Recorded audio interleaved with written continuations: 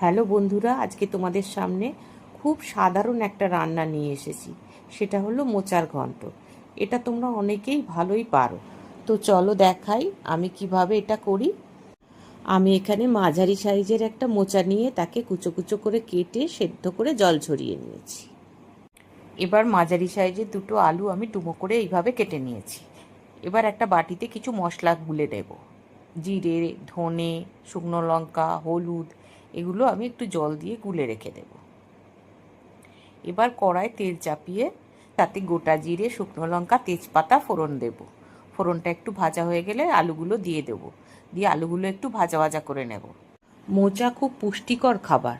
মোচার মধ্যে vitamin A, calcium, potassium, magnesium, vitamin C, এই সমস্ত গুরুত্বপূর্ণ খনিজ উপাদানগুলো এর মধ্যে পাওয়া যায়। তাই মোচা খাওয়া শরীরের পক্ষে খুব ভালো। এতে যথেষ্ট পরিমাণ ফাইবারও আছে। এবার মশলার সাথে 1 চামচ আদা যোগ করে এটা এর মধ্যে দিয়ে দেব। দিয়ে ভালো করে কষিয়ে নেব।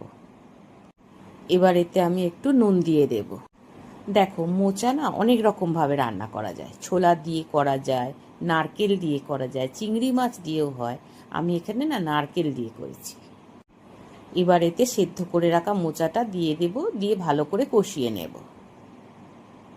দেখো, মোচা কাটা ঝামেলার জন্য না অনেকে এই মোচা রান্না করতে খুব একটা পছন্দ করে না। দেখো, মোচাটা কষানো হয়ে গেছে।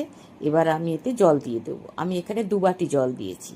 এমন পরিমাণ জল দিতে হবে যাতে আলুটা সেদ্ধ হয়ে যায়। এবার এটাকে ঢাকা দিয়ে রান্না হতে দেব। দেখো, রান্না হয়ে গেছে, জলটাও দেখো শুকিয়ে গেছে।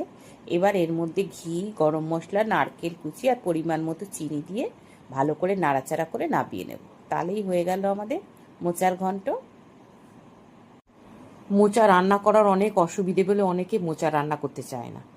আবার অনেকে তো মোচা খেতেই চায় না। যারা মোচা খেতে চায় না তাদের যদি তোমরা এইভাবে একবার রান্না করে দাও, সত্যি বলছি আর মোচা খেতে না করবে না। আর যাদের আয়রন, ক্যালসিয়াম কম আছে তাদের তো ভাতের পাতে মোচা রাখতেই হবে। তো বন্ধুরা, ভিডিওটা কেমন লাগলো জানিও।